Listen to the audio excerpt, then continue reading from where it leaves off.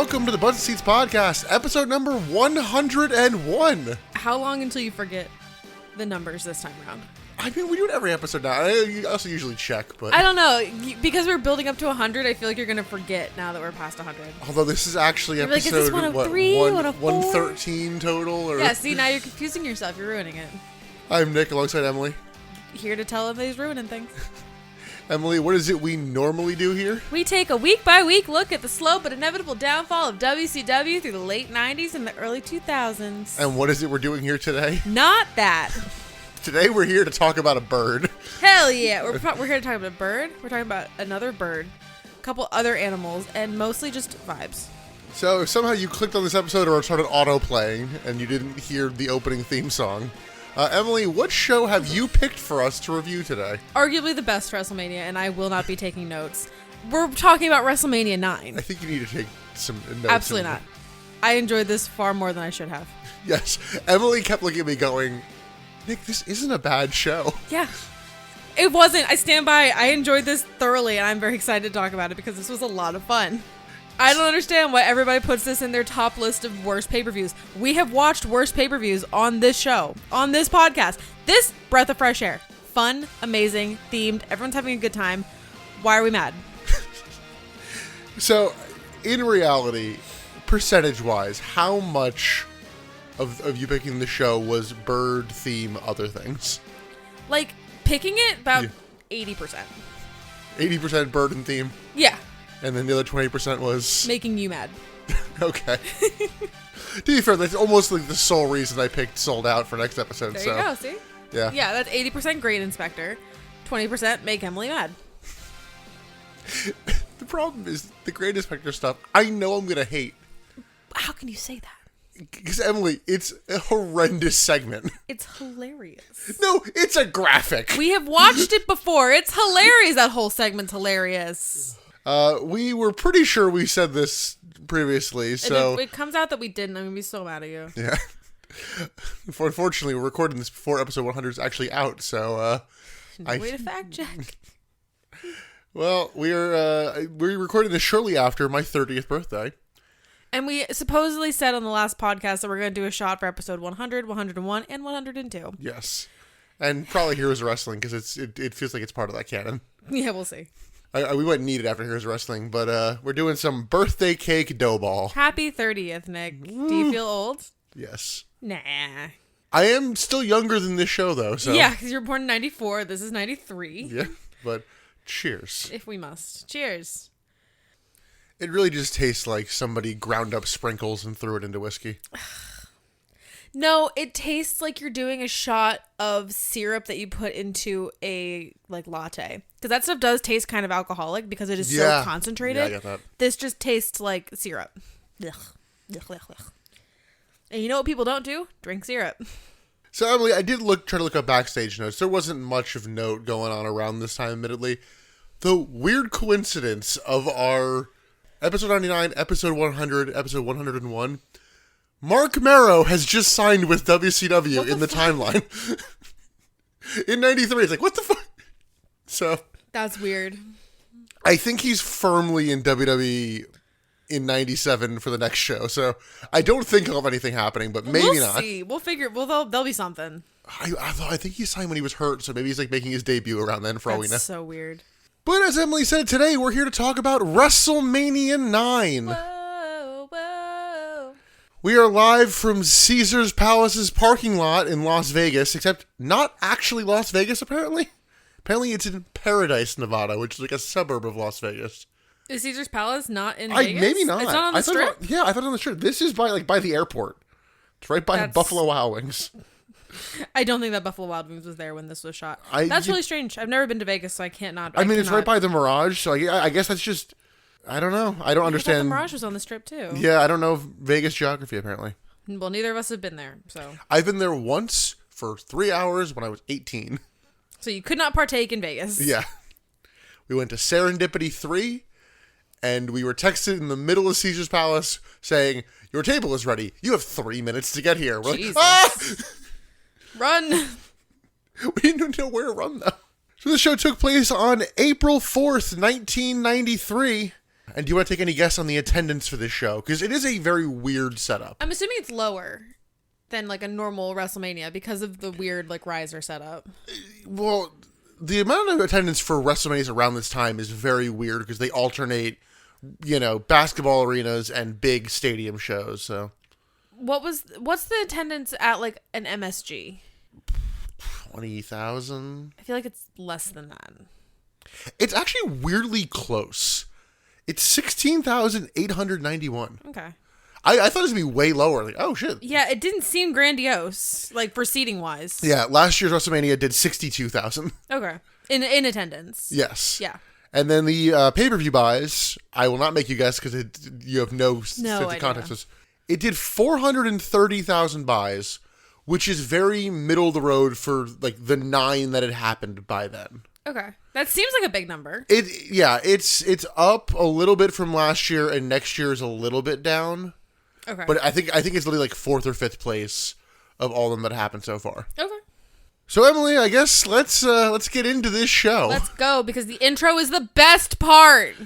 Spoiler, the intro is my best bit.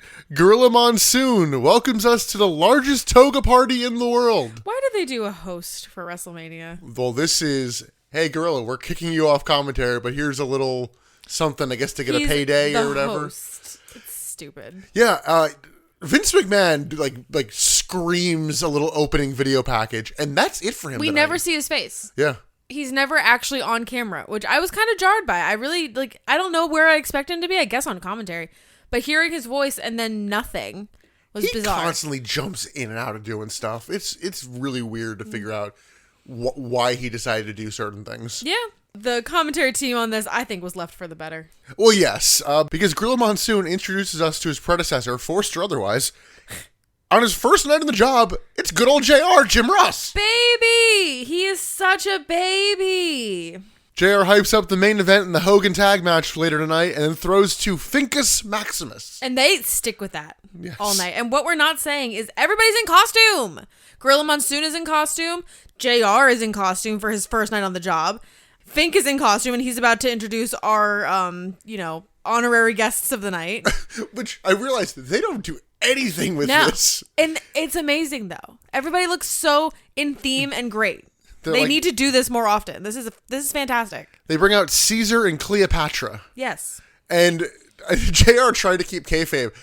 See, this is Cleopatra, like the ninth, who was, heavily associated with Caesar. I'm like, Nick, you're not selling this right. You're not selling this properly sorry, at all. go You ahead. are ruining this intro. So, Finkus Maximus. Finkus fucking Maximus. Howard Finkel, Finkus Maximus. First of all, we need to just sit with that, because that is his name for the evening. He's in his full ancient Roman garb, ancient Egypt, whatever they're going for. I can't decide if they're doing ancient Roman or ancient Egyptian. He introduces Cleopatra and Caesar out into the ring. They come out on an elephant. They're on an elephant. The elephant does a fucking trick as Cleopatra and Caesar come off of it. I am sold. If I wasn't sold already, I am fucking sold when the elephant does a goddamn trip. I am so in. I don't care what happens on this show. It doesn't even matter, because the next thing that fucking happens is one of our commentators, Randy fucking Savage. He also comes to the ring. He's also dressed to the nines, but not just is he dressed to the nines. He is lounging on a gold chaise, being lifted and transported by 4 hunky men, also in ancient Egyptian Roman garb, whichever you decide that this is, with a llama escorting him ahead of the chaise. A llama comes out, and then you see Randy Savage in the whole outfit with the guys being carried out. He's also with 4 Vestal virgins, which is a whole thing. 4 women are just accompanying him next to this chaise, feeding him grapes and fruit. He is living the lap of luxury of the Roman ancient times. It is fucking perfect, because then, I'm not even done. We're not done. Then our third commentator, Bobby Heenan, the fucking professional he is, we love him. He comes out. He's riding on a camel, backwards because he's silly, goofy mood. But he's on a camel, and not only is he on a camel, there is an ostrich in front of the camel, escorting the camel out that is holding Bobby Heenan, who is also in costume. There was also a bird. I don't think it's the same bird from later, but there was. There is a bird. You are correct. But, I mean, if you're not sold in this show, like, come on. And Bobby flops getting off the camel. I can't imagine a better introduction to a pay-per-view. I have never been more enthralled in the first 5 minutes of a show than I was with this. This is it. I'm sold. You have my money. I will give you extra money. I don't even care what happens in this show. Yokozuna who? This is what I want. WrestleMania 17, you're going to be like, that's a 9 out of 10. There Boring as fuck. There are no ostriches. There's no camel. Boring. This is what I want. I tell you what I want in wrestling. I want this. I don't give a shit about in-ring work. I don't care about matches. I don't care about quality. I want this. Jesus Christ. I think we just called an episode there. I think best bit. You can guess what my best bit was. I am obsessed at this point. I am so sold. I've said it already. It literally does not matter what happens in the show. I am so sold. Take all of my money. I am subscribing to the WWE network for the rest of my life. If this is what you're going to give me, love it. I think the only thing that took you a little bit out of it was commentary starts conversing, and you got a sense of what Macho Man Randy Savage's commentary for the night was going to be. Yeah, Randy doesn't really know how to talk, and JR is still so brand new that he doesn't want to fuck it up. Yeah. So he's trying to match everybody else's energy, but still be professional. And then there's Bobby. I didn't take too many Randy notes, but here he does lock and load, do the thing if you got the guts. Yeah, nothing he says actually makes any grammatical sense. No. But he came out escorted by a llama. Who cares? It is weird that the first match has fairly subdued entrances, especially considering who's in it. Well, they were probably trying to get the animals back, and they didn't want to risk having, passing action. Because our first actual match of the evening doesn't even matter who. As I say evening, it's midday. Oh, yeah, you looked up the start time of this. It was like 3:00 in the afternoon. It was 3:45. I don't know whether that's Eastern time or Pacific time. But our first match is the Heartbreak Kid, Shawn Michaels, with Luna Vachon. Yeah, can you explain that pairing? No. Okay. Versus Tatanka. Buffalo. With Sensational Sherry. This match is for the Intercontinental title. Sensational Sherry looks great. The women look great. Yes. Even Luna, as wild as she looks great. Admittedly, I'm not sure if this was one of the many times where it was meant to be Shawn Michaels versus Marty Jannetty, and then he went and got himself fired.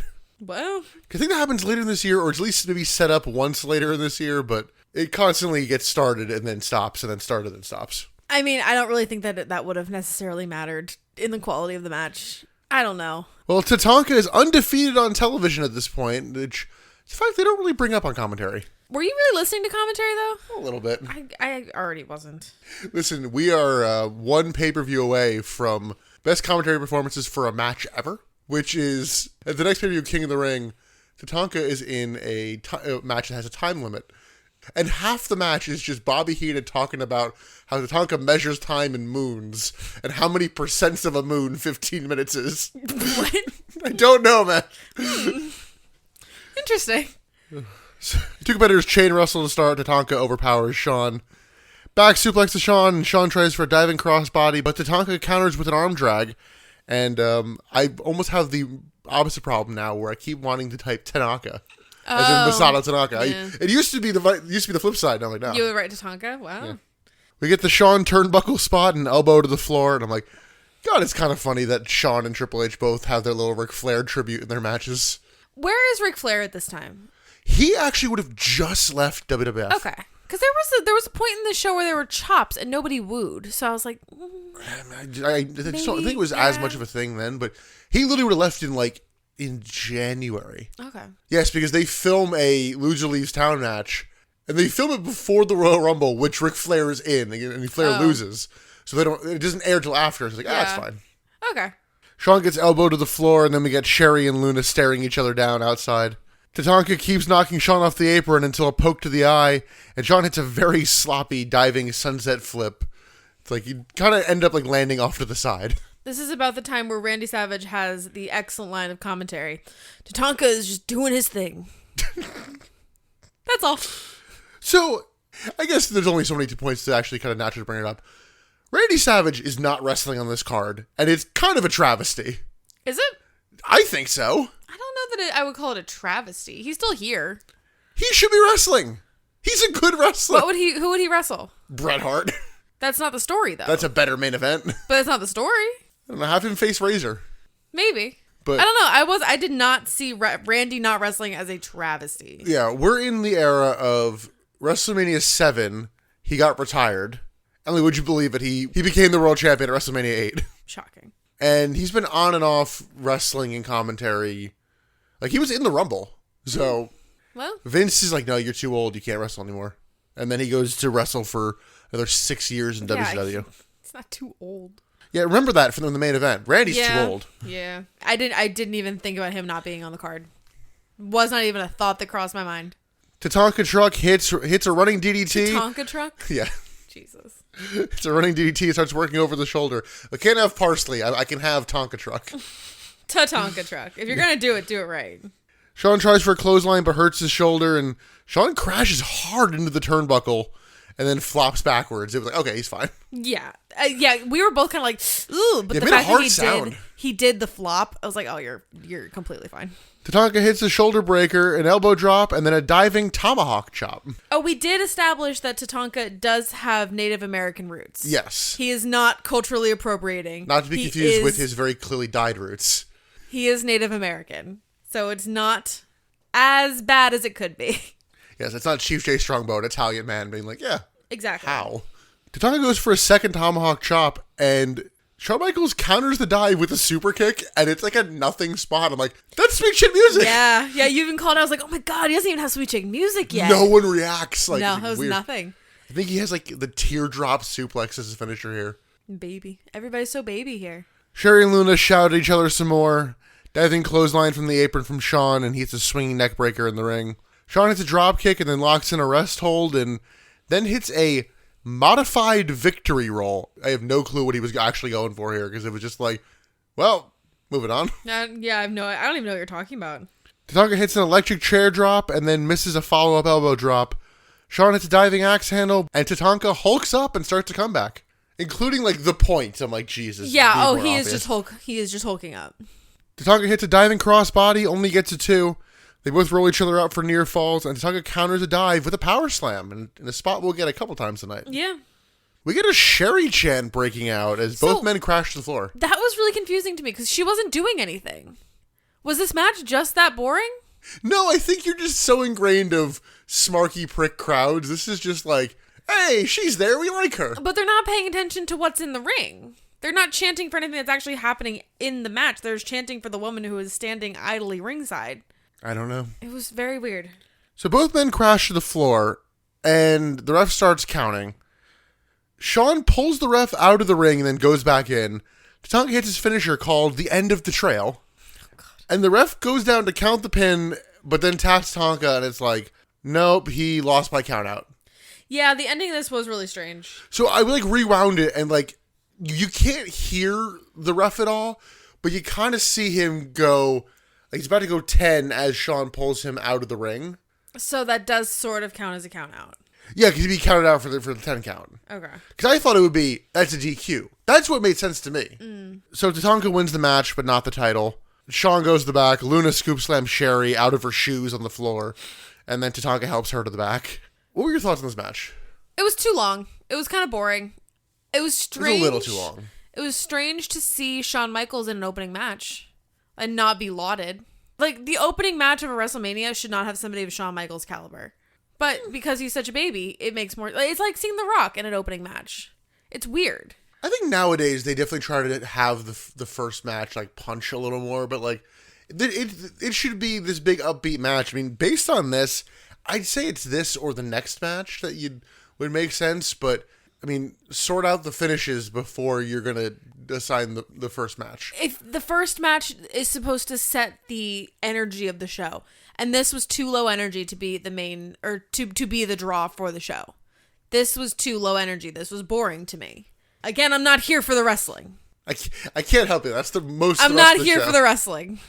Yeah, Shawn being in a mediocre opening match was definitely strange. Maybe it was the fact that it was mediocre, too. Yeah. Like, what the hell was the finish? Like, they needed something to be more obvious. Like, this, sometimes you can criticize people for, like, playing to, like, row Z.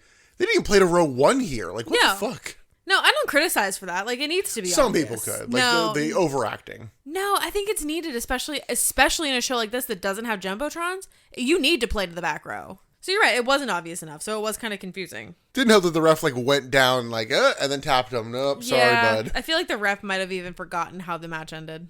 Let's go backstage. It's Mean Gene, who did not get a fun name, did he? No, but he got a cool costume. He's fine. Come on, Meanest Genus? No, I think Finkus Maximus having the name is perfect. Meanest Genus is like a step away from Biggest Dickus. If you Come do on. too many people with nicknames, it ruins the fun. Finkus Maximus is perfect. Don't take that away from him. But he's backstage with the Steiner brothers, the baby God, Steiner brothers. Such babies. He hasn't even had sex yet. He doesn't even know he's the best at sex yet. Yes, because they're like, we're going to do what we do best, wrestle. And you're like, no! That's not what you do best! But they're excited for their first WrestleMania. Oh, they're so cute. Might be their only one. In all honesty, I'm like... So baby. So cute.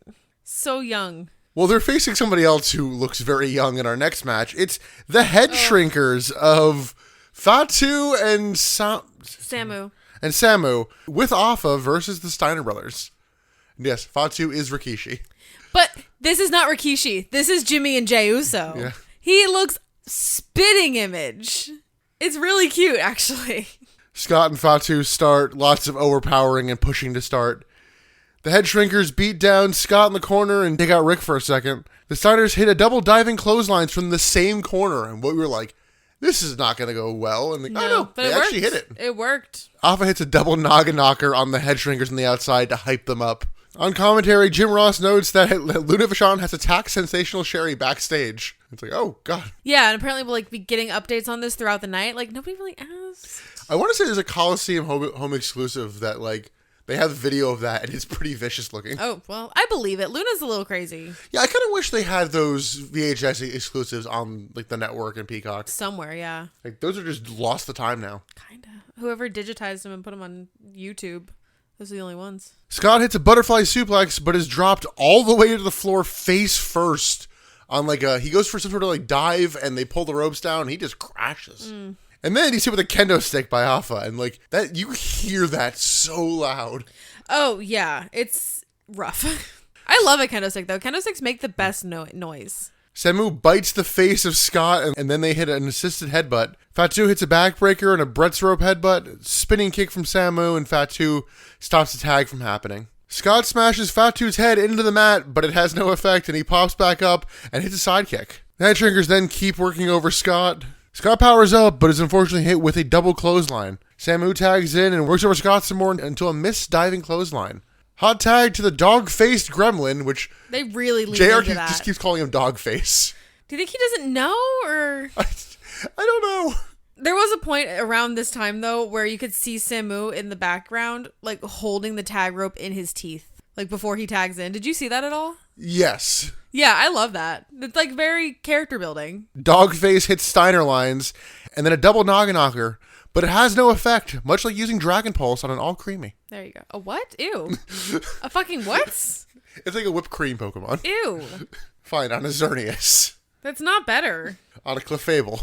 Sure. They double headbutt him and then hit like a double stroke before going for some sort of diving combo move. Rick is sitting on Samu's shoulders and counters the move into a power slam from the shoulders. Like, damn. It's a nice little spot. That looked really cool. Scott tags in, hits a belly to belly, but Fatu powers up. Scott hits a botched Frankensteiner to Samu, and the Steiners win. It's like, oh, after Yeah, all if that had been cleaner, that would have been awesome. This wasn't a bad match. Rick on Fatu's shoulder was really cool, though. Yeah. Like, that whole move, that was awesome. It was a little scary on the landing, but it still looked cool. This was not a bad match. It was just long enough. It was really cool to see all these people so young. This probably should have been the opener. I think I agree. Yeah. This was high energy enough to where, you know, and they were able to tag in and out when it's like, all right, it's getting a little stale, do that. But, Yeah. I mean, you know, it's still, you know, out of 5, this is a 2.5 or But a it 3. was fun. Yeah, but this probably is the best match of the night. You think? Yeah, I think so. Okay. Do you have something coming to mind? I'm not here for the wrestling. I'm aware of that. It was after this match where you said, like, I don't know, man, this seems like a pretty decent show. And then you, like, had an audible oh no for the next interview segment. Yeah. It's Mean Gene with Doink the Clown. Yeah. It's heel Doink, though, so it's still good Doink. It was a good doink. I will give you that.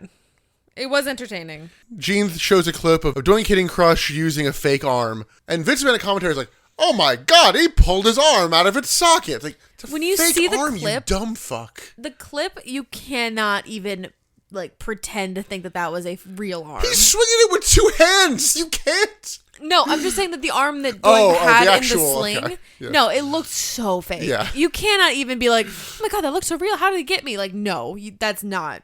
There's no way. I don't know. I know TVs weren't HD in 93, but like, come on. But for the interview, in a telling line, Doink says that Crush may be seeing double vision by the end of the night. Ooh. So the match is Crush versus Doink the Clown. You refuse to believe that Crush was actually Hawaiian. Yeah, we had to look up his heritage because like I did not believe he was Hawaiian. I thought it was, one of those like stolen culture things. This big white man is, definitely Hawaiian. He's just because he surfs.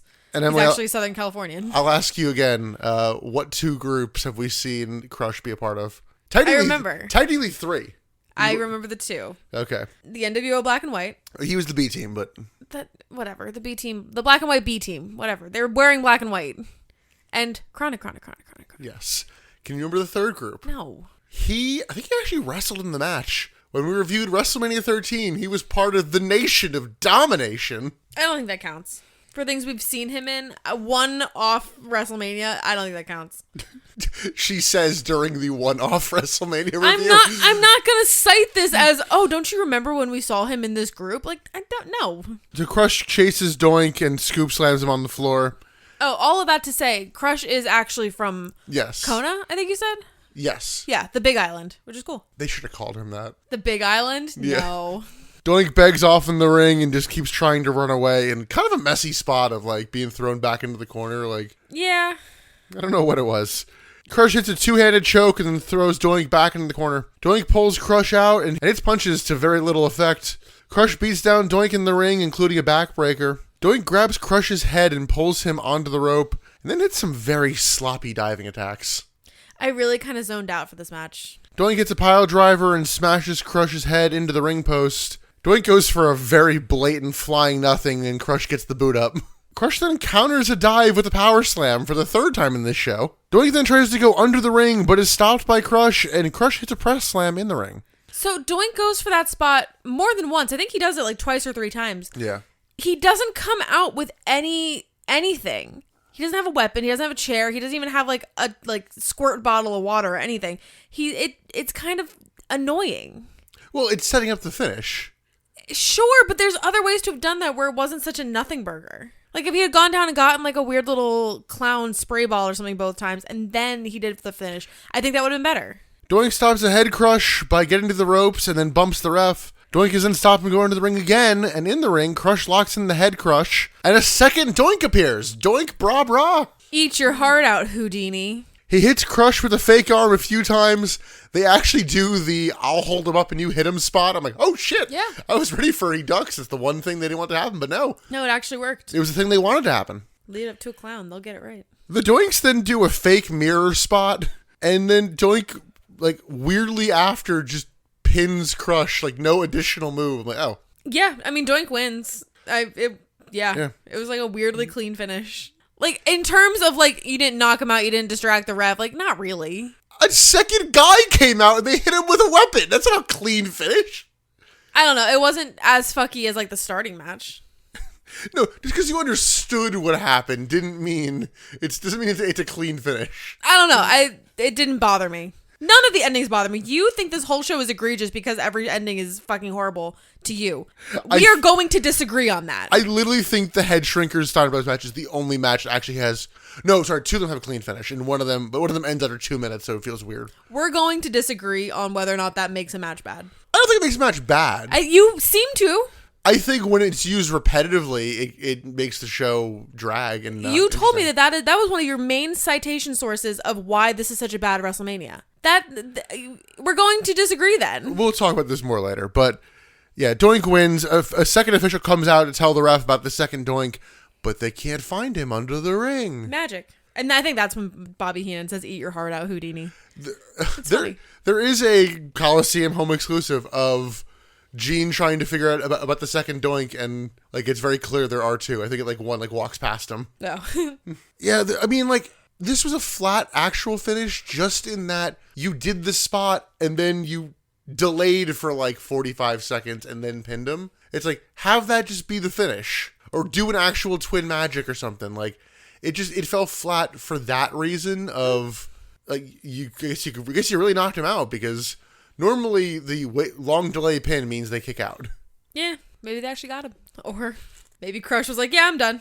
We then go into the crowd. Todd Pettengill is here to do a weird racist bit. His name is Todd Pettengill? Yeah. I never got his name. Yes. It's like oddly racist. It's not overtly racist, but it's definitely racial undertones. Yeah, he goes over to two Japanese tourists who have very large camera lenses, which is apparently a thing. And he goes over... In that sense, I guess they're going off of the stereotype of Japanese people as tourists. Yes. But they just kind of looked like they were event photographers, so it didn't really land. Yeah, like, he tries to interview them, they don't really speak English, and one guy just laughs when he talks to him, and Yokozuna #1. Yeah. Yada yada. Yeah. Like, just such a weird racist bit. It definitely stunk of McMahon. Yeah. Let's go to match number 4. It's Razor Ramon versus Bob Backlund. What an odd match. Yeah. Again, Razor versus Macho would have been good. Yeah. The problem, and I found this out later, apparently Razor Ramon is hurt. Really? And that's why this match goes 2.5 minutes. Oh, I guess that makes sense. Backlund offers a handshake, so Razor throws his toothpick at him. Razor Can we talk about how good Scott Hall looks, though? I think a tiny bit of it is by comparison. He still looks great, though. He is hunky. He is tan. He is jacked. He is charismatic. He is He's long, suave. tan, and handsome. He's hunky. He's hot. The two lock up and keep pushing each other until Backlund keeps tripping up Razor. Razor slams Bob twice and hits some punches and stomps. On commentary, Bobby Heenan mentions that Bret Hart got attacked by Lex Luger at the WrestleMania brunch. Yeah, they don't do the WrestleMania brunch anymore, do they? No, they are doing it this year. Are they? Yes. Why don't we have tickets? Well, we were talking about how, like, they're going to be some superstars. I'm like, who the fuck? Whoever works that's going to be so fucking tired and not want to actually do anything. WrestleMania. Because it's either the night after the Hall of Fame or the night after night 1. And I'm like, it was also weirdly expensive, but there is a WrestleMania brunch. I'm like, WrestleMania brunch seems so up our alley. We love brunch. This WrestleMania brunch was more of like a press conference. As opposed to an actual brunch. Like this one in 93 or this one in 24? This one in 93 was more of a press conference. Okay. In the match, Backlund powers up and hits a double underhook suplex and then a delayed atomic drop inside cradle, and Razor Ramon wins. 2.5 minutes. What? I mean, made Razor Ramon look good. Yeah, like, this is also a weirdly clean loss for Bob Backlund. Like, it might be his first. Like, it's one of maybe 5 times it's happened up to this point. It's rare for Bob Backlund to lose clean like that. Yeah. It's usually shenanigans. So he was also gone for a lot of years. So was this a return for him? I thought you said something along those lines when we were watching. I mean, he would have been probably coming back right around this time. Okay.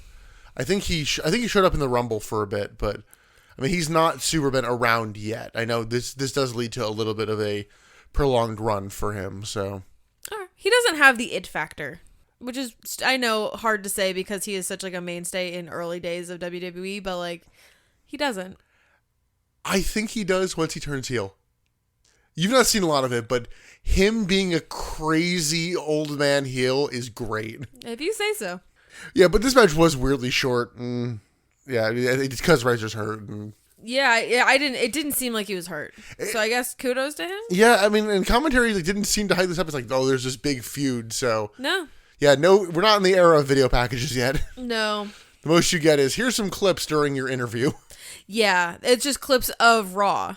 It's not like a video package. Well, Raw actually would have been just debuted in January as well. So any clips older than that would have been like Superstars or pay-per-views. Yeah, okay. Let's go backstage. It's Mean Gene. He's here with Money Inc., IRS, and Ted DiBiase. An ironic pairing in hindsight. Money. Yeah, this is irony. This is just irony. I'm a little disappointed. IRS does not mention tax cheats once in this promo. But Ted DiBiase has the line of, how do you bankrupt a company with an unlimited credit line? But Gene throws to a clip of Money Inc. breaking Brutus Beefcake's face. In reality, he had like a massive like accident and had to get like facial reconstruction surgery. So jeez, he was gone for a while. I think it was, I want to say it was like someone was parasailing and like he like got hit by just a random accident. Like, mind his own Oh. business. Like, someone, like, collided in him and, Wow. like, fucked him up. That's wild. Like, very freak accident. Yeah. So he's back from that, and they're like, oh, totally injured. But he was wearing a mask, too. Yes. So I guess that's why. This is where DiBiase has the oops line. IRS mentions that Hulk Hogan had a little accident last night, and they claim that money can buy certain things. Implying that they set up a hit on Hogan. Yes, Hogan does have this same line later. Yes. Like, word for word. Yeah, so they do, like, this is their story, and they're sticking to it, brother. Is it the true story? Probably not. Yeah, because before we get into the actual match, let's talk about Hogan's black eye a little bit. It's gnarly. Yeah, it's not good. Hogan's claim is that basically a jet ski hit him in the face. I'm like, what? Well, he doesn't say that on the show. No. I mean, that's what he said since in, like, shoot interviews. Okay, but we know that he is a, pathological liar. The story people want to believe, which doesn't have as much, like, credibility to people who tell them the story, is that there was a dispute about Randy Savage's marriage, and Hogan was inserting himself into it, and Macho punched him in the eye. See, I believe Which I want that one to be true. But I believe that. It's never been confirmed. You can't believe Hulk Hogan and Randy has died. It's past, so. yeah. So he can't really corroborate the story. Yeah. I guess we'll never know. Watch it be like he fell down the stairs or something. Like something really lame. But our next match, one of our main advertised matches, it's Money Inc. versus the Mega Maniacs. I don't Hulk like Hogan and Brutus Beefcake. I don't like that name. Why not? Mega Maniacs. That's almost too generic. No, it's been pointed out that like every Hulk Hogan team is like it's just themed around Hulk Hogan. Yes, And it's nobody something else, Maniacs. And He is the main character in his own eyes. And Emily, who is their manager? Oh, Jimmy Hart, of course. Yeah, your boy. I didn't write that down. But this is for the tag team titles. Yeah, Hogan has his black eye for his big return because this is Hogan's first match back. I don't even know if he would have been on Raw before this. Oh, wow. And Brutus Beefcake has a protective face covering. Yeah, neither of them are in their best showing, are they? Hogan is also on an off cycle here. They've been snooping around. Soon, Stephanie McMahon will have something to complain about in 2001.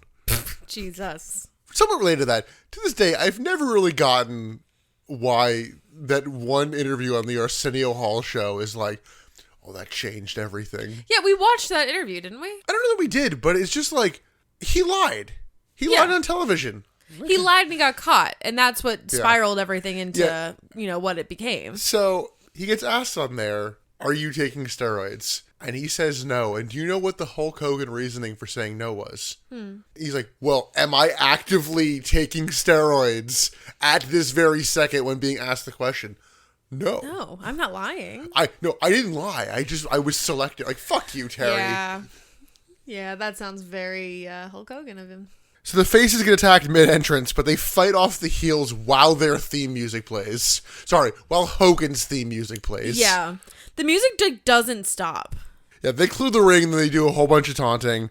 Music finally stops, match actually starts. Money Inc. work over Beefcake until DiBiase hits the protective mask and hurts himself.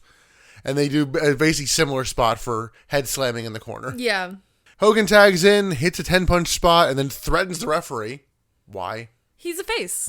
Again, why? That's what they do. Like, he does it again, like, right after. I'm like, why? What faces do. They keep beating down DiBiase, and Hogan clears the ring. He does poke IRS in the eye in the process. I'm like, again, Terry, you're a face. Everybody in America loves him as he pokes people in the eye.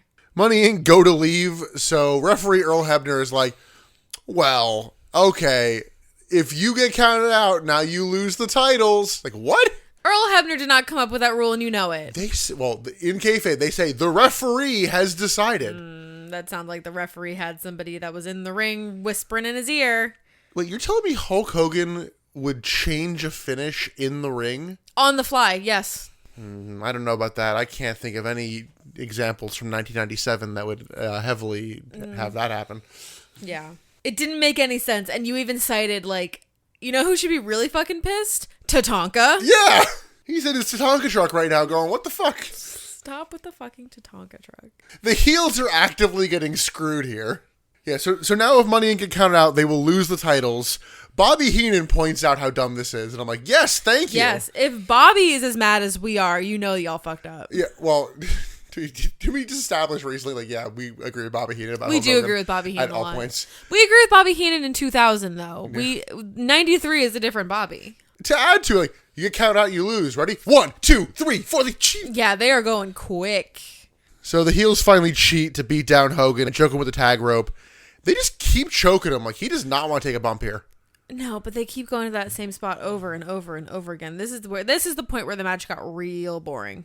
Ted DiBiase then locks in the $1 Million Dream, and Hogan starts to go down, but would you believe it? On the third arm drop, he hulks up, but then he's actually back down.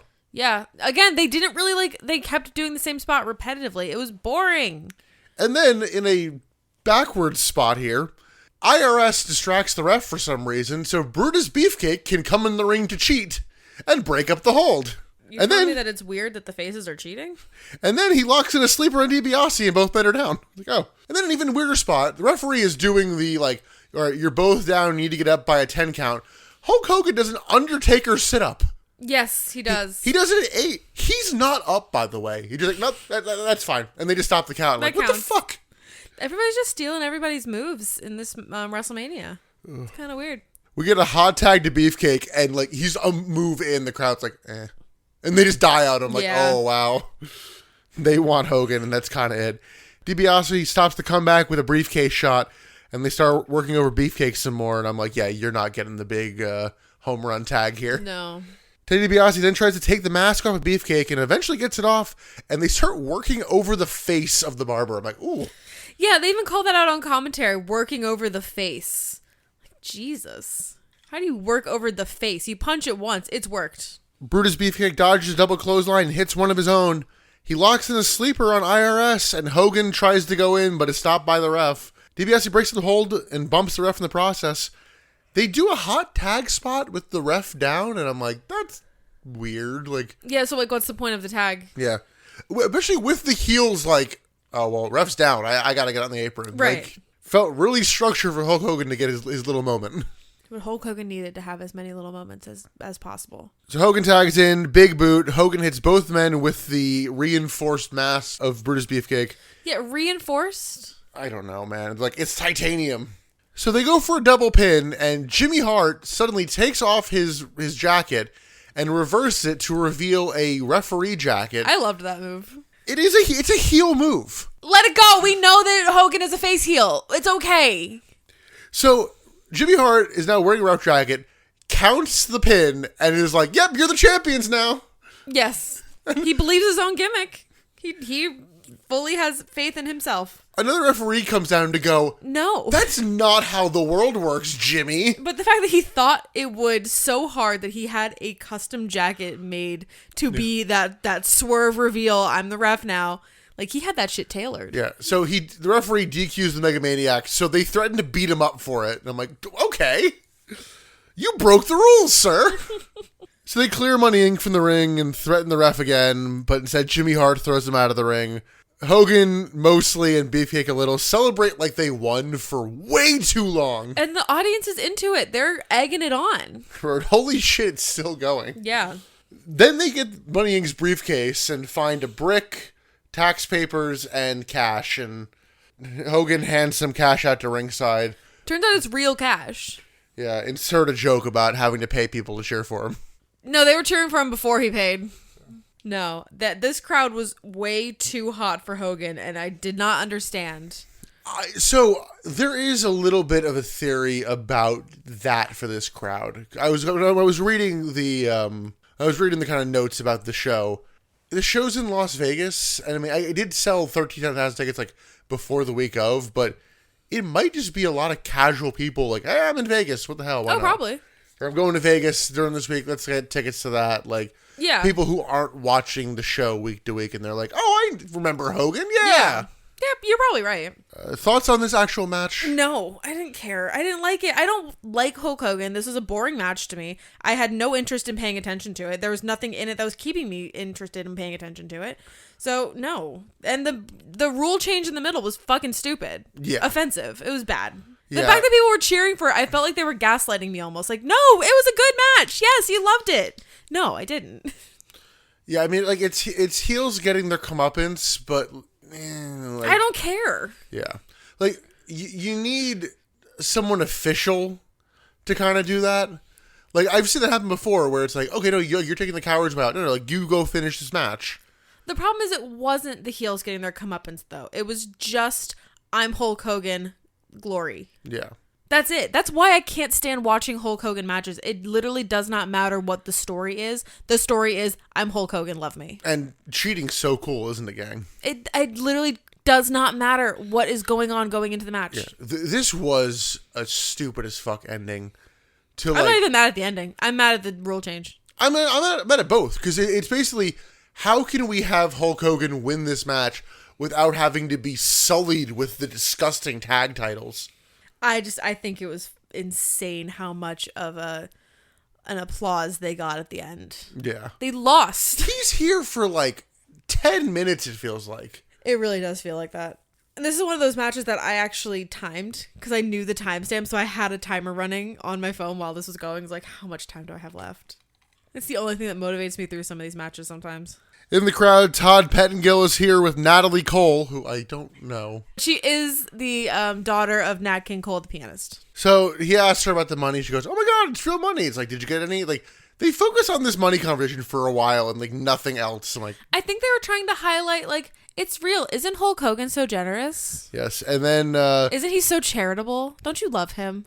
Todd Pettengill goes over to the CEO of Caesars. I did not note this man's name because I did not give a shit. This guy talked a lot.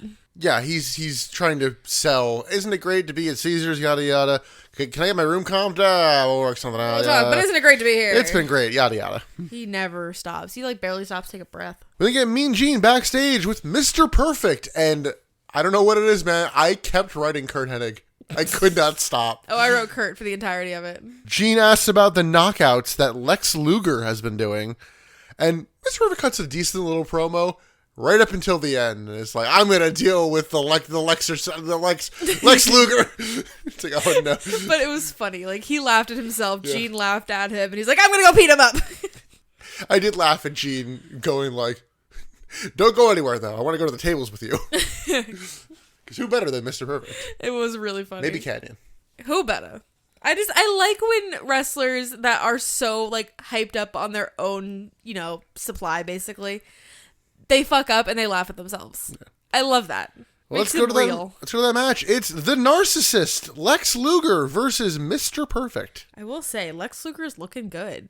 Like, in 2000 when he does the stupid little muscle spot, I think he looks icky. I think it's an icky look. But here he looks good. All right. It looks more real. I know it's not, but it looks more real.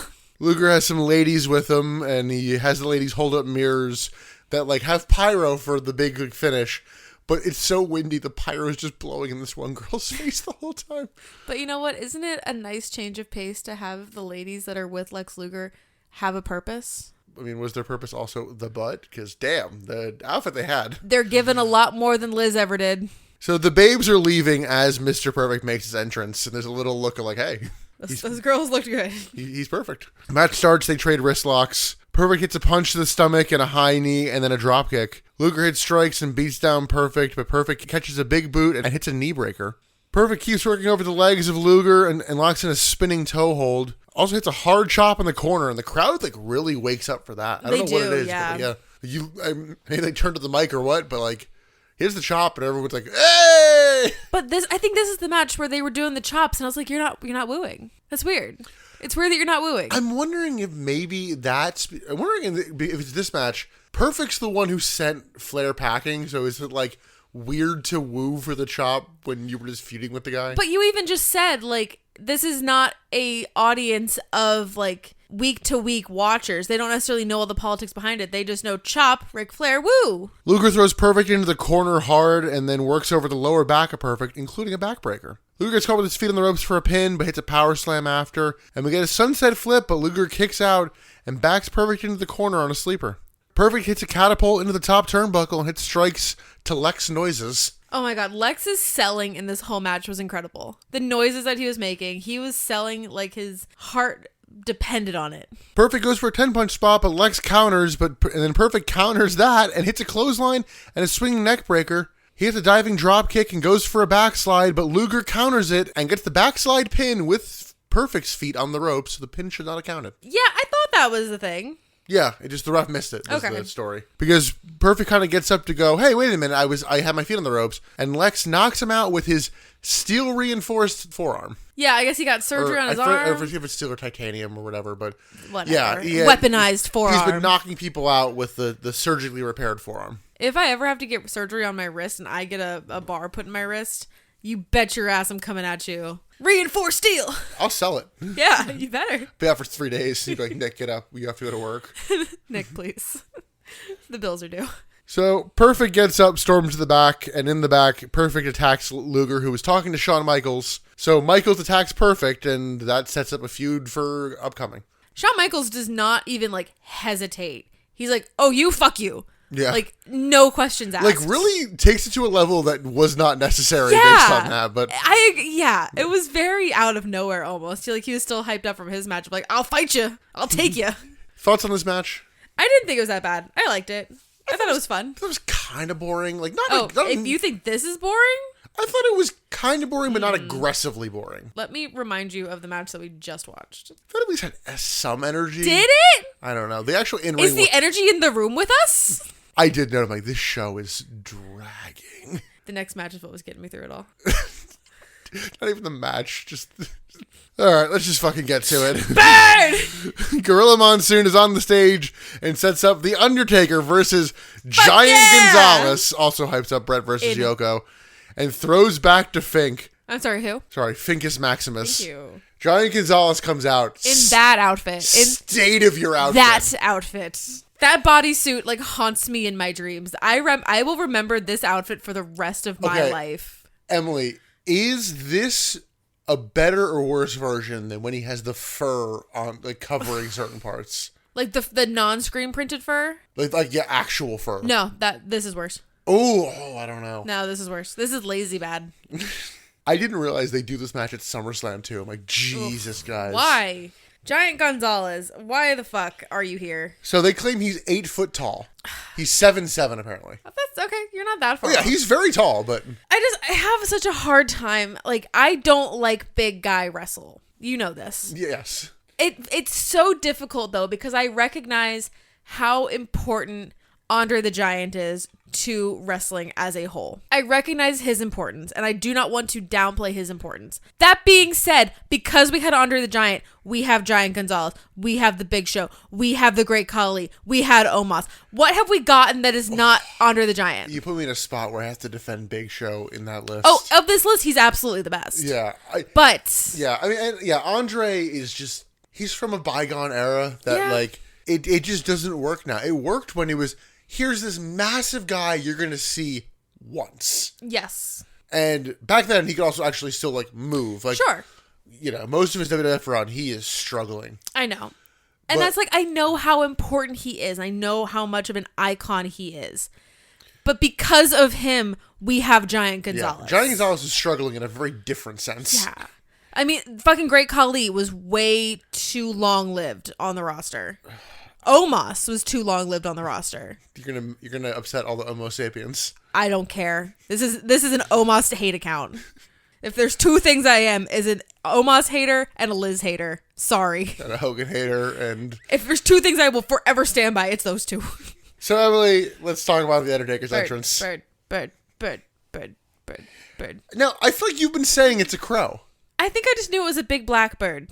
It's a vulture. It's a vulture. It is a vulture, which makes way more sense with the dead thing. Yeah, fortunately, you were saying, in terms of your lore of the Legion, the dungeon, and all that, it was Sting's crow, which is a confirmed crow. That is 100% a crow.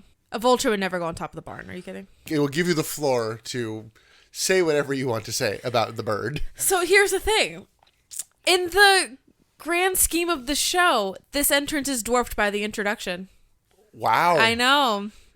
The intro to this WrestleMania dwarfed this entrance. Do you think any part of that is because it's daylight? And it's weird for the Undertaker to come out in daylight? No, because I loved this intro before I saw No, because I loved this entrance before I saw the intro. Fair. Admittedly, the green smoke is doing a lot of heavy lifting for atmosphere. Oh my God, the colored smoke. They did. I don't want to say nice things about him, but they did the red smoke for Hogan's entrance, and that did a lot. I love that. I love the color element to it. So the Undertaker comes out in a green smoke, and he is also on a fucking chariot with the Vulture. It's cool. When you don't have to walk to the ring, you are powerful. You are cool. I love that shit. Still is cool. It's still a very cool entrance. Do not get me wrong. It's still one of my, like, probably my favorite Undertaker entrance still to this day. I think you missed a little bit of a trick not having a pale horse taking the chariot. Yeah, probably. It was guys. It was more Egyptian Roman guys. Yeah. They looked very stoic and very deadly. It was kind of like a Egyptian burial kind of vibe. I also feel like you could have did something with like I was gonna say you could do something like do something like mummified, and I'm like the Yeti. Which let me introduce you. Which, by the way, that was going to be Giant Gonzalez at one point. He was going to get unmasked to be Giant Gonzalez, and then they didn't. They didn't continue on with the Yeti. No, I'm saying that also, but they didn't end up actually signing him. So they had a different big wrestler, and they were going to like swap it at some point. Sure. And then they turned him into Super Giant Ninja. Of course they did. Yeah.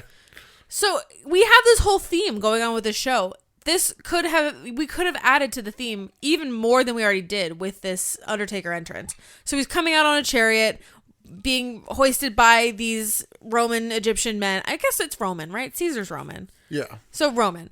But both those cultures have very intricate death ceremonies. So we could have had elements of a Roman death ceremony in the Undertaker's entrance. The man's undead. He's got a guy holding his urn. There could have been something here. We could have had a Roman Emily, burial there's of the Undertaker. There's one problem with this. You're counting on people being cultured.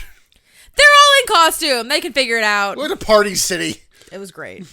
If that's all it takes, I don't mind. So we should know, Undertaker has Paul Bearer. Giant Gonzalez has Harvey Whippleman. Harvey Whippleman doesn't really come into play much, though. He comes in a little bit.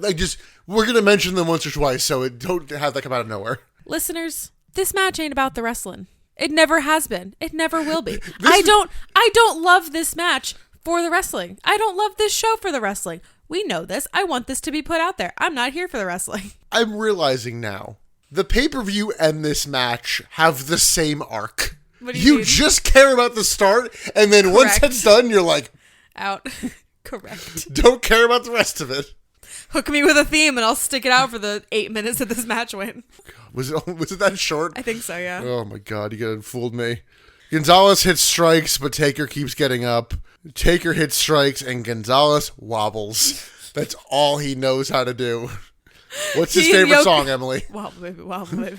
He and Yokozuna went to the same school. Okay, Yoko only does that once. Does he? Are you sure? I think he wobbled more than once. No, Yokozuna can wrestle. I don't think that's true. Giant Gonzalez, well, because he'll get punched and then crunch his hands up Wait, Yokozuna or Gonzalez? Gonzalez. Dude, you don't even have to take bumps. You just have to know how to sell a punch, and you can't even do that. No, he cannot. Also, you've wrestled before. It's not like Great Khali, they just found a big dude and they're like, hey, come fucking beat up the Undertaker. You want to be a star kid? Yeah. This guy, was a wrestler. What the fuck? Where? Well, it was El Gigante, so I guess Mexico. Mexico usually is so much better than that. They choke each other. Taker uses the ropes for leverage. He climbs up to, get leverage on him. Then we get a low blow to Undertaker. I'm like, DQ? He's also undead. He shouldn't be able to feel that. Different circumstance. You want to talk about the Kane physics of it all? Well, no. Well, I'm thinking of Kane, where he's looking at Playboy in 2003. He's like, just because my face is burnt doesn't mean the rest of me is. Good Lord. I never thought about, Kane can't feel pain. Wait. Hold on. Can he feel anything? He can't. I don't think he can feel anything. So why is he masturbating? He's just going, I can't feel anything, damn it!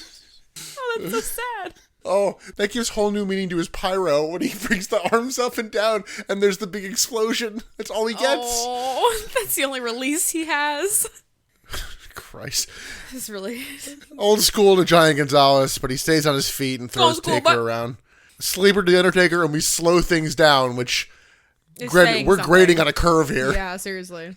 Paul Bearer holds up the urn, so Taker powers up, but he's thrown out of the ring. Gonzalez throws Taker around ringside, but Taker manages to get back in the ring before the count of 10. Headbutts the Undertaker, and Taker sits up and then won't go down.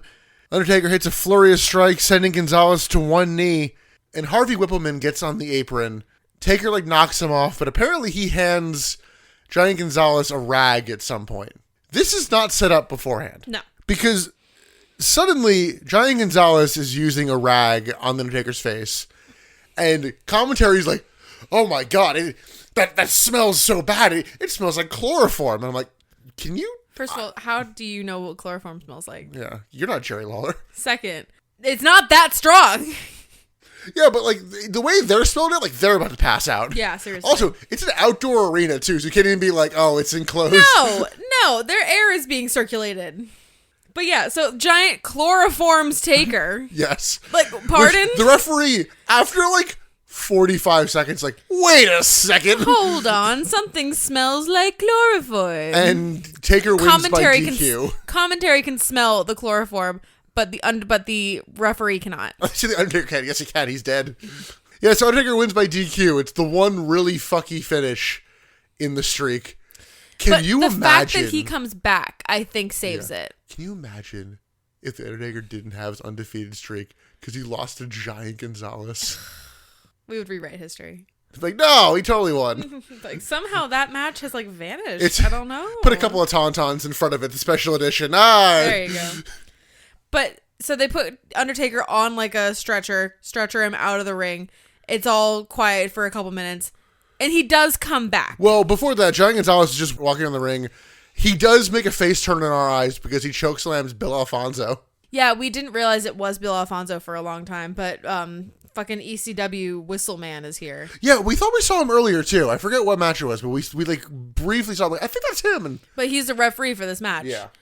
And he doesn't have the whistle, thank God. But he does get chokeslammed by Giant Gonzalez. So I was like, all right, okay. He does whistle blow on Giant Gonzalez by calling for a DQ, though. So I don't think that's whistleblowing. I don't think that's whistleblowing. Gonzalez poses to Hogan chants. I'm like, Christ. Because they want Hogan to run out and avenge the Undertaker, right? The crowd is just, it just knows, oh, is there a big giant in the ring? Send for Hogan. So the gong rings and Taker runs to the ring, beats down Giant Gonzalez, hits 2 clotheslines, and then finally knocks Giant Gonzalez down with a jumping clothesline. And Gonzalez is brought to the back by armed security, and Undertaker is announced the winner. So that is why the streak lives. Well, the streak lives because he won by DQ. But because he came back and he's still alive, I think that is why we're allowing the streak to live. If he had been carted out, I don't know that would, yes, it would have counted on paper, but I don't know that it would have been, accepted. Oh, man, I've not seen one of the, going one by one through the streak in a while. I'm like, what the fuck do they put for this match? I know they put the bird, but I'm like, what else? Yeah, the bird. Is it literally just the bird and, a choke? The bird. But another killer line from Randy on commentary. You're going to have to change Giant Gonzalez's name to What Happened. Huh? Beg pardon, Mr. Savage? The fuck you saying? Oh, man. This match Slim Jim. is awful. Doesn't matter. It's great. I love it. Yeah, this match is very bad. It is a bad match. As you would expect. That's the one thing with some of the things on the show is you don't expect Undertaker versus Giant Gonzalez to be a 5-star match. Yeah. No one has ever thought that. I don't know that he expected it to even be a 1-star match. No.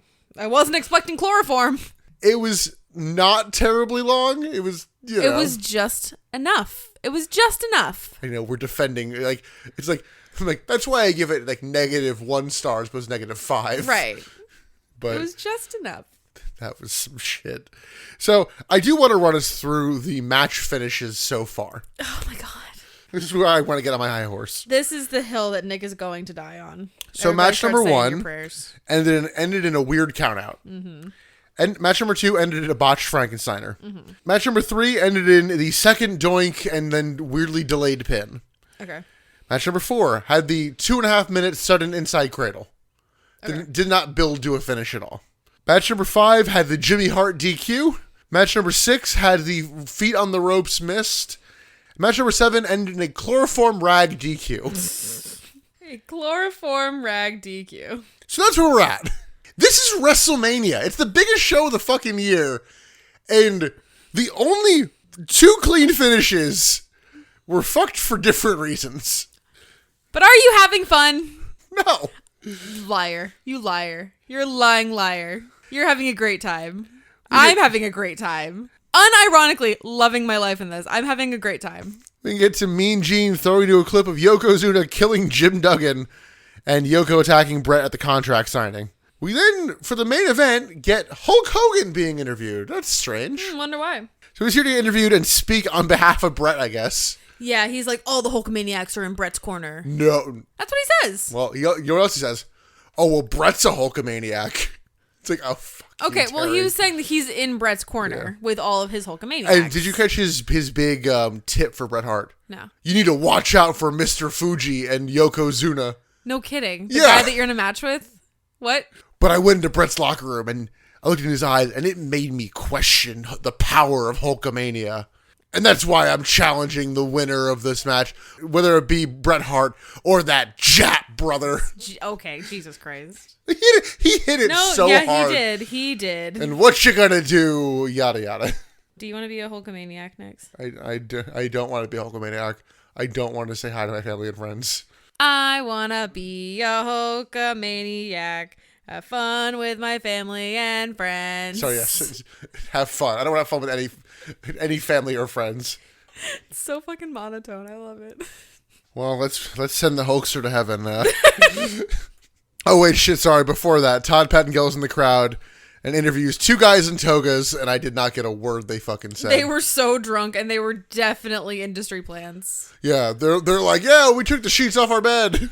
Yeah, I'm like, dude, the CEO of the hotel is here. No, Todd Pettingill was like, where'd you get your togas? He was like, Motel 6! Like, they didn't stay at any of their resorts. They got it from the fucking motel down the street. It was funny. It was cute. But yeah, these were definitely like industry, indie wrestlers in the area. It is now time for our main event. It is the winner of the 1993 Royal Rumble, Yokozuna, with Mr. Fuji versus Bret Hart for the WWF title. This was the first year they did the winner of the Rumble gets the title shot. Wow. Okay. The year before was for the title. And oh, yes. The 2 years before that, Hulk Hogan just won. And because fuck you. He was champion of one, not for the other, but he just got the title shot because he's Hulk Hogan for the 1 year. I really hate how many times I've seen this match. Yeah. You've showed me this match probably no less than 4 times. And what's been my reasoning? I don't remember, but I know I've sat through this match multiple times. And I could not tell you why. Well, match starts with Yoko sumo posing, and Bret hits a running dropkick. Bret tries for a waist lock, but can't reach around and gets shoulder tackled. Bret traps Yoko's leg in the ropes and hits a slingshot splash and a Bret's rope elbow drop. Bret tries to knock Yoko down, but eats a clothesline, and Yoko hits a leg drop on Bret, which prompts USA chants, you fucking idiots. Even commentary was like, what are they yelling USA for? No, Bobby here. Maybe it was Bobby. Yeah, Bobby's like, fucking these idiot fans. My note following that is, yes, Bret is Canadian. Why do you ask?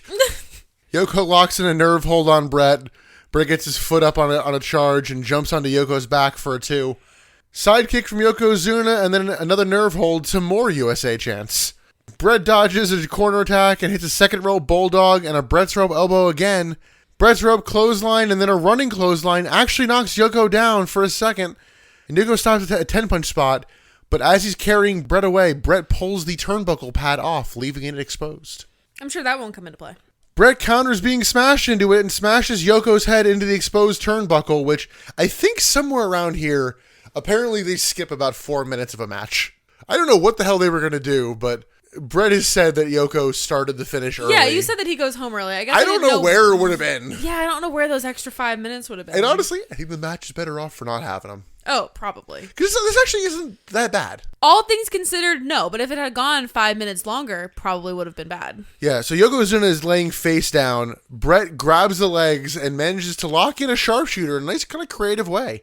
Mr. Fuji clearly missed the memo about them going home quickly because he has a spot here and isn't setting up for it for a second and then has to very quickly grab his pocket sand Bleh. and throws it in the eyes of Bret. And this is enough for Yokozuna to pin Bret Hart. Yep. new WWF champion, Yokozuna. And don't blink, because here's Hulk Hogan. What the fuck? He bolted. Where did he come from? Where did he go? Where did he come from? Mr. Fuji then offers a stupid challenge to Hogan, and for no reason is like, and the title will be on the line. And Hogan is helping Brett, and he's like, oh no, brother, I couldn't possibly go do that. Brett's like, no. Yeah, like gives him his blessing. Do it for the hockey. Do it for the hockey? Do it for the Hulkamaniacs. Yeah. Hulk Hogan having to pretend that he's not like, oh yeah, brother. Yeah, no, totally. Let me go win this real quick. Yeah, it's like he's waiting for that blessing. No, he's not. It's also here. When Mr. Fuji's offering the challenge, close up of Yoko, fucking gassed. Oh my god. And during the match, Bobby Heenan's like, look, he's not even breathing heavy. He didn't even break a cut sweat. To a close up of him like, yeah, no. No, you're not fooling anyone, my guy. It is just kind of sad. So Brett tells Hogan to go fight. I'm like, oh, that man hated that moment. Him in that moment. Yoko holds Hogan for the sand, but it's the one thing they didn't want to happen. What? Punch to Fuji, clothesline to Yoko, leg drop pin, new champion Hulk Hogan. Woo. Fuck you, Terry. He got what he wanted. Sorry, my actual note is, Jesus Christ, fuck you, Terry. Tell you how you really feel, Nick. Fuck you, Terry. And fuck you, Vince, you coward. He wasn't even here. We can't even blame him. No, he booked this. But fuck he wasn't you. outward. He wasn't here outwardly. No, but we can say fuck you to him for a lot of reasons. Yes, so in this moment, though, you fucking coward. In a match that literally no one paid for because it wasn't advertised. Correct. Hulk Hogan has now won the WWF title. In the upcoming weeks, he will call the belt a toy. Oh, sick. Yeah, he's like, no, I want the New Japan title. He will lose it a month later back to Yokozuna. Oh. So the original plan here, I guess I'll say, is he faces Yokozuna at King of the Ring, beats him, and then they do Hogan and Brett at SummerSlam. Okay. Hogan later decides, you're not in my league, brother. To Brett? Yep. Jesus. There's a photo shoot of them with the belt, setting up the thing, and just like, no, I don't want to lose. I don't want to lose to you, so no. So they do a weird, convoluted spot of a photographer gets on the apron and goes to take a photo of Hogan, but it has a fireball that shoots in his face. And that injures him and takes him out of commission. And yeah, and Yoko pins him and wins the title. Sure. And then Hogan doesn't return for 9 years. Cool. Bummer. Sure we missed him. Yeah.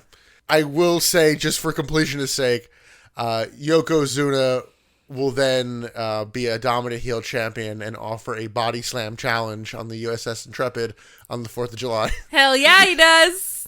And who will succeed in that challenge but a newly face based on that segment, Lex Luger. Hell yeah. If anyone can find that, please send it to me. We can't find it anymore. It was on the network, now it's gone. Or let us know if it's actually still on the network. If we got a VPN, we could watch it. I just want to see the body slam competition on the USS whatever. Intrepid. On the USS Intrepid. That's all I want to see. That's all I want. I love it. That is my next pick for the Patreon, okay? If I can find it, we're watching it. So, the two matches here. The Brett Yoko match it's better than the match before it. It's passable, yeah. Better than Taker Giant Gonzalez. It's nothing special. Their one next year isn't all that special either. At least has the nice moment at the end, but yeah, Hogan coming in and winning. It's like fucking. I mean, it's just very, self-indulgent. Hulk Hogan is self-indulgent. It's that, and it's Vince panicking, and it's Hulk Hogan knowing when to play the cards. Yeah, when to put a little pressure on the situation. Going, well, I don't know, brother. I don't think he's drawing. Yeah. He's manipulative. A fucking month later, he's gone. It's like, well, because he's manipulative. Yeah. So some good this did. In your eyes, if you were asked what is the main event of the show, is it the Hogan match or is it the Brett match? No, it's the Brett match, I would say. Yeah, it's always been debated of what is the WrestleMania main event of this show, and I know it's the bird for you, but it's like which one counts? It's the advertised match is the main event. Yeah.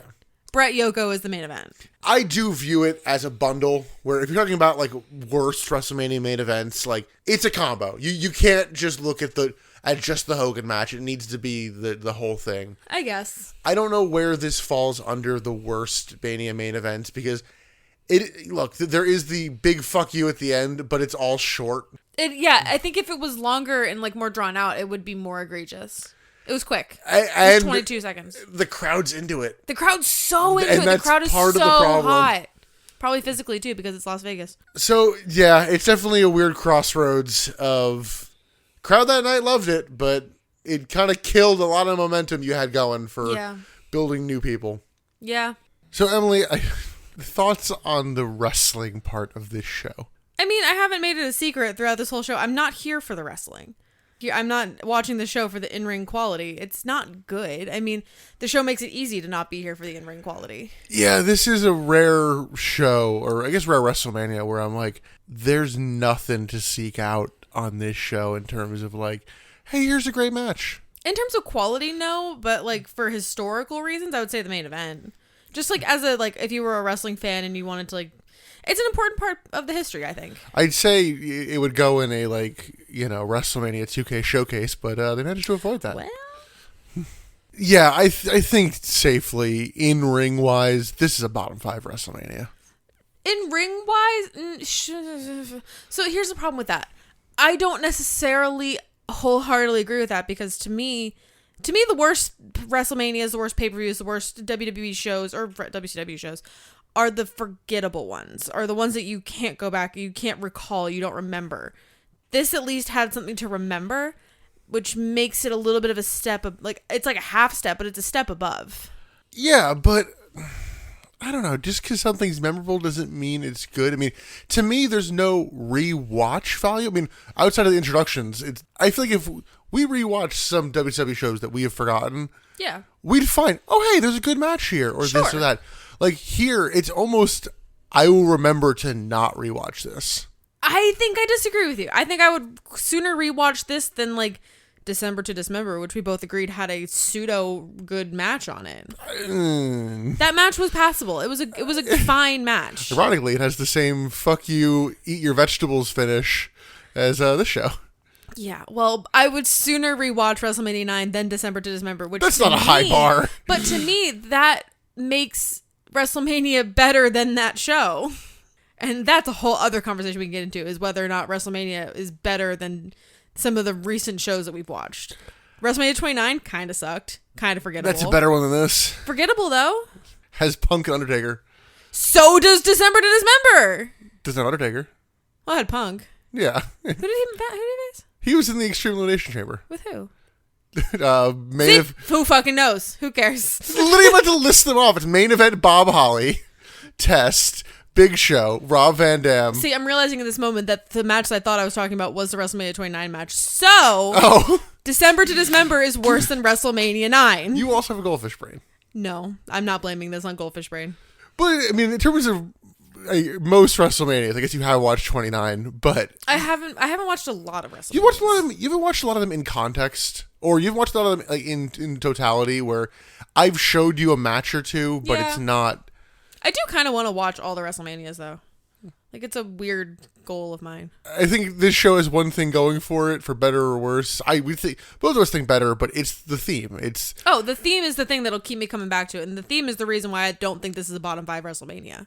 I'd love this theme to be on a different show, but there are some people that are like, oh no, this theme like makes it actively worse. No. I don't get that. No, more themes in wrestling shows, please. I am all about a theme, because it's something to centralize your show around. It's a point to come back to. If all else fails, as it did in this show, at least you have that theme. I feel like they didn't come back to it. Like there's no themed gimmick matches or anything. No, which is kind of shocking for WWE, especially in this era. But, I mean, it had the entrances, it had the animals, it had the spectacle, it had the costuming. There's at least that.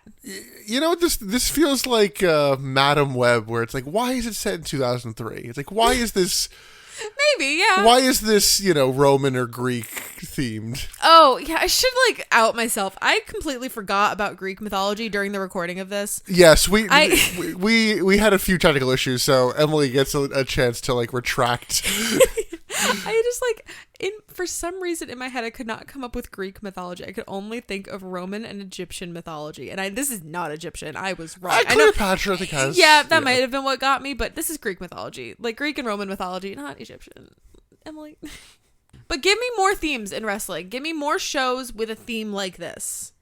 Yeah, the main ones I can think of are the 2 WrestleMania Goes Hollywood ones. But the more recent one definitely didn't go that deep into it. Which one did like the scenes? Actually, both of them, but I remember more of the 21 ones. I mean, maybe I just had more time to kind of watch them, but I mean, I like the set better at 39 than 21. I don't remember the sets. The 39 one is basically like the Oscar stage. It looks great. Oh, yes, I do remember this. Yeah. Yeah. But no, yeah, admittedly, it's not enough though. I think part of the problem actually kind of stems from when they started going to the bigger arena, like the bigger like stadiums, where, I mean, 29 had the bridge, but the bridge that you can't decide, that you were so adamant was not the like Brooklyn Bridge. I thought it was the George Washington. Even though we looked up a picture I of the thought it was the Brooklyn one Bridge. that, you know, connects to New Jersey. Exactly, the Sorry. Brooklyn Bridge. But I think, I mean, 34 has the cool Mardi Gras. See, that mask. could have been a fantastic theme. And I do think about that when I think of themes around WrestleManias. They didn't do anything with that. Do you know what they did like in the week leading up? Mm-mm. They had so much like street advertisement. Like Elias went into like a random club and like played some music. And like, hey guys, WrestleMania. See, that there's so much you can do around a Mardi Gras themed event. You could have had parades. You could have had somebody throwing beads. You could have had like characters and costumes and someone coming out on stilts.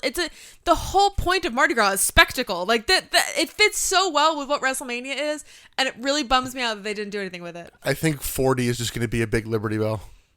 That's not a theme. Philadelphia is not a theme. The bell.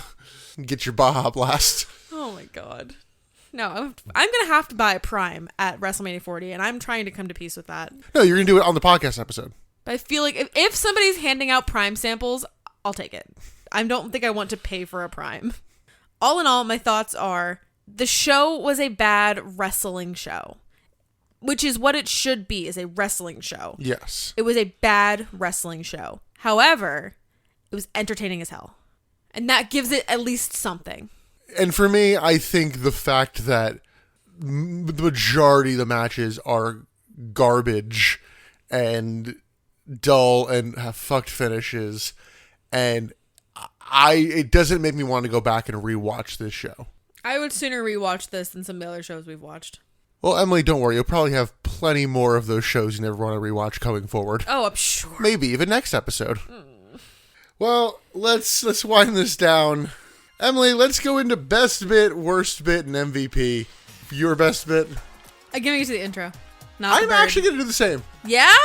The camel, the ostrich, the chaise, the Vestal Virgins. Yeah, in terms of presentation, it's like, yeah, it is good presentation there. Yes. And there's nothing in this show worth giving best bit to, so yeah. I mean, I had to decide. Emily, what is your worst bit?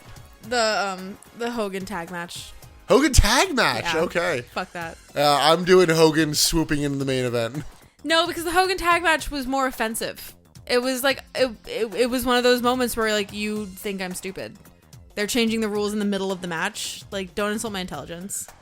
The changing the rules, you know, it's him pulling rank more or less.